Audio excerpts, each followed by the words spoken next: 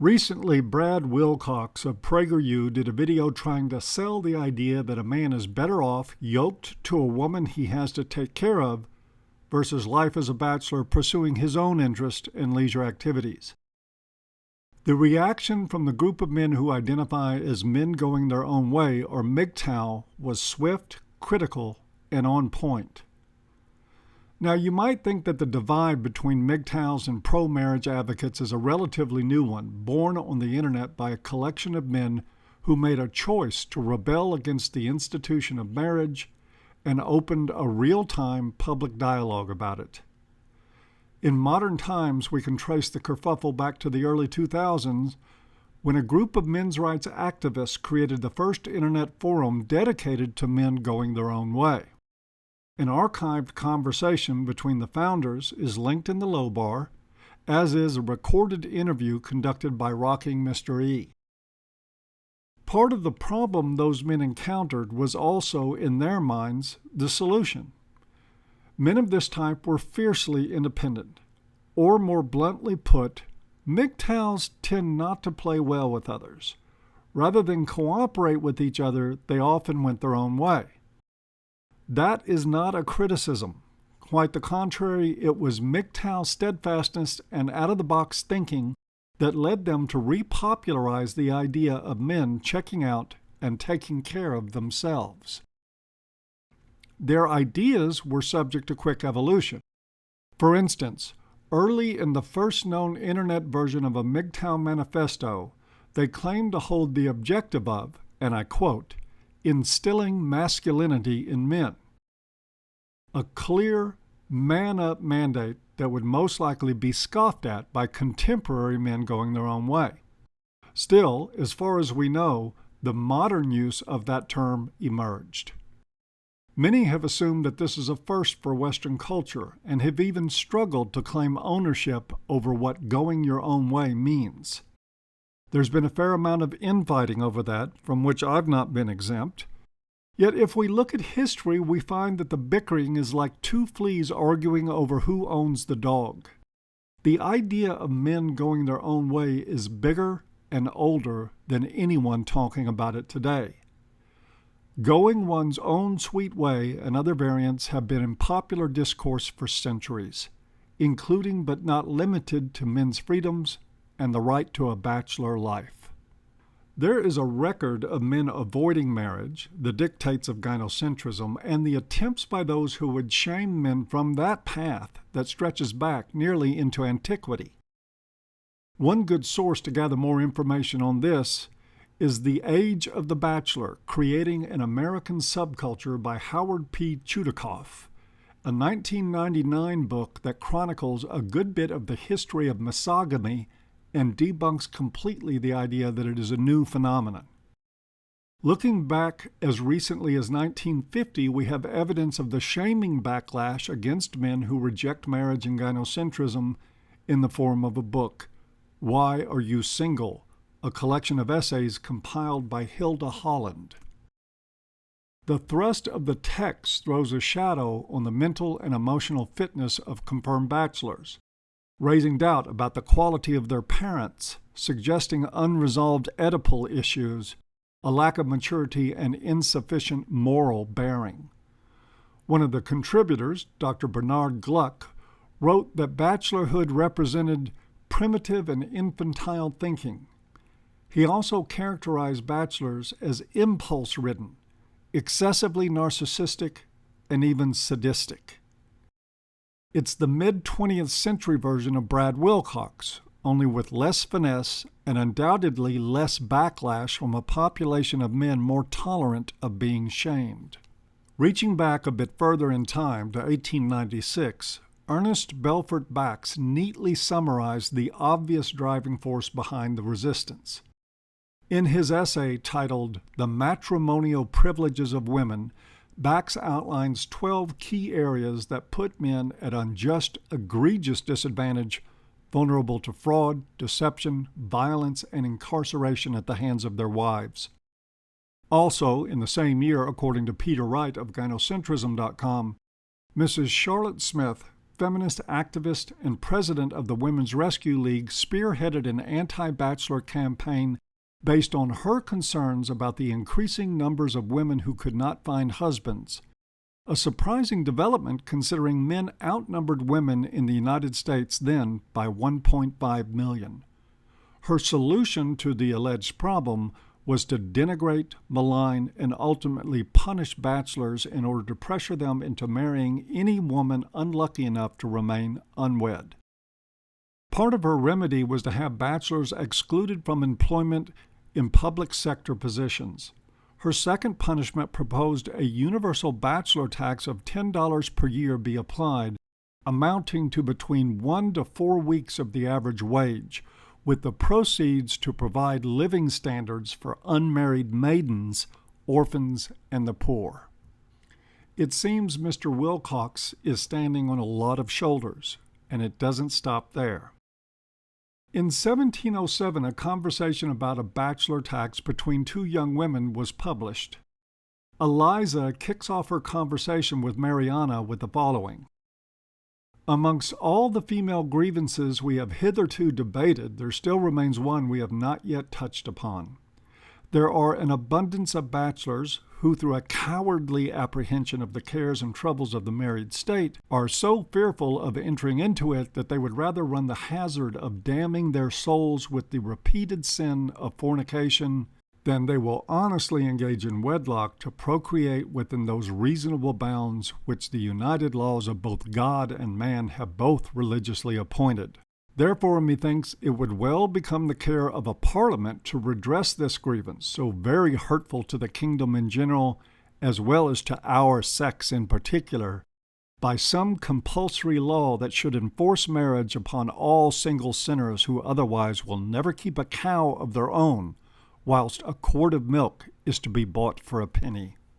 The full conversation, which is linked in the low bar, goes on to ensure that even celibate men are granted no reprieve. The two women imagine all sorts of evils befalling society from the minority of men who eschew married life as well as sexual relations. In this, we get a glimpse of the true source of hostility toward gay men. The hatred is not fear of them, but a resentment of their freedom and their lack of utility to women. To Eliza and Mariana, as it is to the Bradford Wilcoxes of today, men must marry, and they must do so within the confines of the law and the church. If they refuse, they are inferior, defective threats to society. They are to be punished and burdened for their refusal to indulge gynocentric culture. Yet still, men resisted. In 1898, 2 years after Charlotte Smith started advocacy to shame and punish men who refused to marry, a group was formed by the name Anti-Bardell Bachelor Band. Their mandate was clear. As was reported in the New York World, then one of New York City's two top newspapers, the motto of the club is Solomon's proverb: "It is better to live in the corner of the housetop than with a brawling woman in a wide house." The objects of the club are to oppose matrimony, to fight for the liberty of man, to encourage the manufacture of all such devices as bachelor buttons, and to check the movement inaugurated by Mrs. Charlotte Smith and all other disgruntled females to require bachelors to wed. In one declaration, it is a statement supportive of both men's rights and men going their own way. Eventually, of course, these voices of dissent on behalf of men would be pushed out of the mainstream media and shunned as the media became more and more feminized. We can see the eventual result of that now plastered across the pages of most mainstream publications and places like PragerU, mocking and demonizing MGTOW and the MHRM, generally speaking. The point of this is to make clear that misogamy, which covers the lion's share of MGTOW, isn't new, and MGTOW itself has risen and fallen throughout the ages under many different names. Even literal reference to the subject predates all of us, with a feminist writing about and somewhat encouraging men to go their own way in 1897. The difference now and actually the only difference is the internet. With the new technology, silencing men who reject the slavish dictates of legally sanctioned marriage is no longer possible. As an instrument of support and education, the World Wide Web now affords the opportunity to reject marriage and to reject the inevitable shaming by feminists and gynocentrists like Brad Wilcox. Marching to your own drum still comes with a price, but the internet has made it affordable. That isn't good for marriage as it stands, since white feathers and the empty allegation of being less than manly no longer work. The only solution left will be what was heretofore unspeakable. If society wants to encourage young men to marry, it will require an overhaul of the law and an overhaul of the female psyche. Biased laws have to go. The outrageous privilege and entitlement of women has to go. It's hard to tell which will be harder, the legal change or the social change. Both are daunting.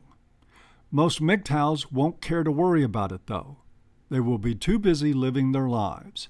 They have already gotten the message, even if most don't know how old that message is. Here at An Ear for Men, we've already explored the roots of romantic love and chivalry that led us to life under the branches of this twisted old gynocentric tree.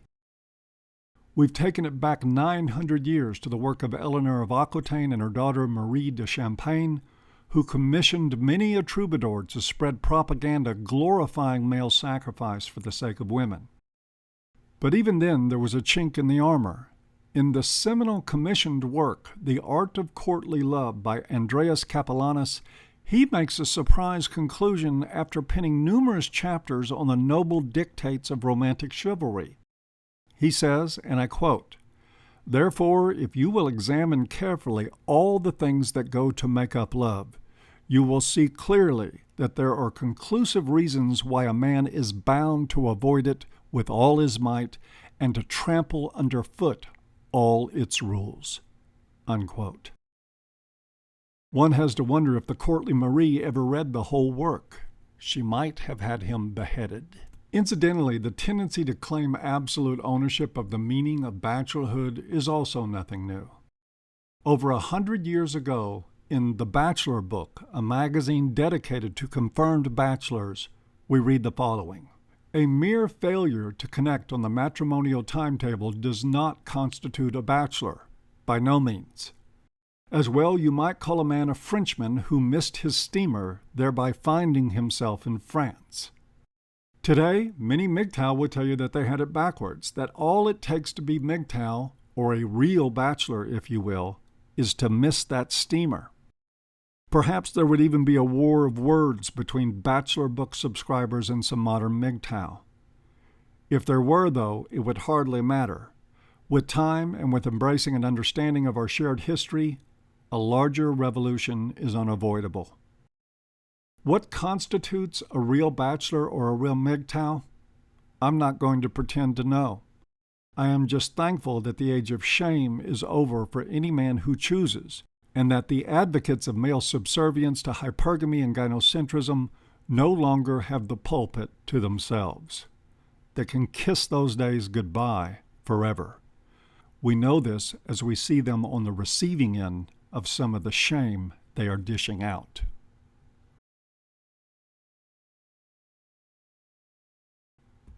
Hi guys, I'm replacing today's Monday myth-busting with a couple of announcements. First, there will be no video for Thursday this week. I'm taking the rest of this week to finish my speech for the International Conference on Men's Issues 2016 in London this July 8th through the 10th. Also, you now have just 1 week remaining to purchase your tickets for the event. The conference is nearly sold out and promises to be a fantastic gathering. I'll be speaking on feminism's roots in gynocentrism. Till then, as always, please give us a sub, a share, and a like. If you like, go to the Patreon page and pledge a small amount per video for the work that we're producing here. I hope you've enjoyed, as always, even if you haven't, and we'll see you next time.